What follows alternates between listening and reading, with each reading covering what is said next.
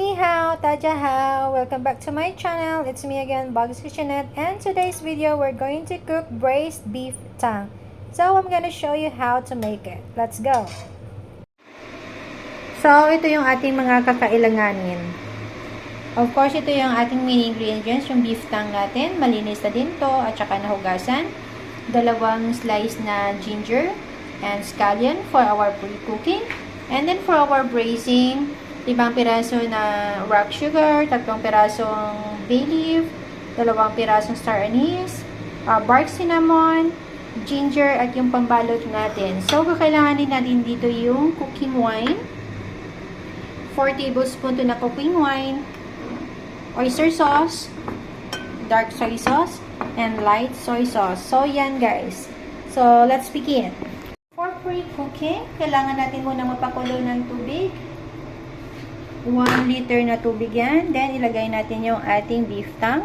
Ilagay natin yung ating ginger and scallion. And then, ipapakuluan natin to ng 10 minuto. Pero kung hindi pa yun natanggal yung skin ng ating beef tongue, ipi-pre-cook natin for 30 minutes para mabilis matanggal yung dumi ng dila ng baka. And now, ibabalot natin yung ating 4 spices. So, ilagay natin dito.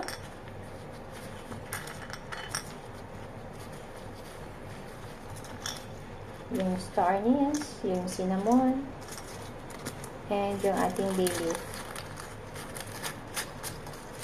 So, i-tight lang natin itong mabuti.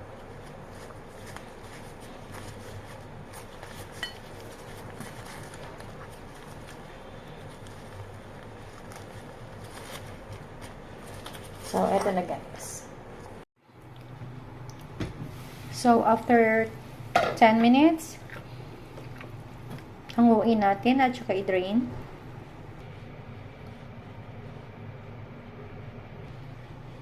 Then, sa kaserola, ilagay natin yung ating dila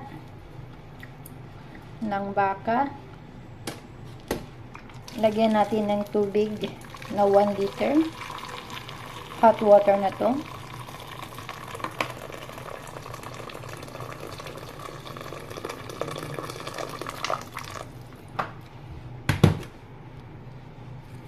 Ilagay natin yung ating spices. Yung rock sugar.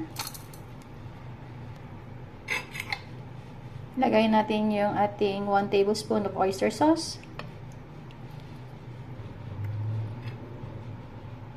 2 tablespoon of light soy sauce.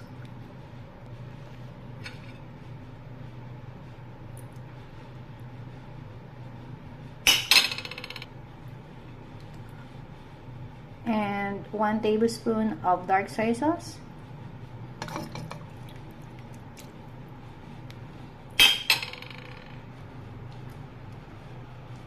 And yung ating wine.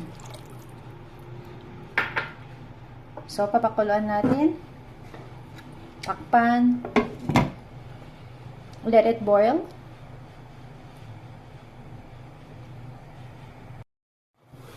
Ayan, kumulo na. Pahinaan natin ng apoy. Slow fire lang natin. Let it cook for 2 hours.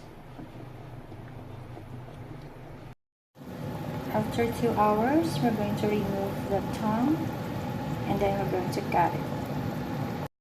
I cut the tongue slowly and the thickness is according to your preference. I blanched choy sam for the side dish. And for our sauce, I add beef stock. I add 4 scoops of it.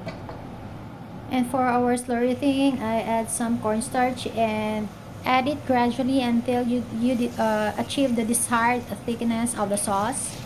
And it's done. Now we're going to add it on top of our beef sliced tongue.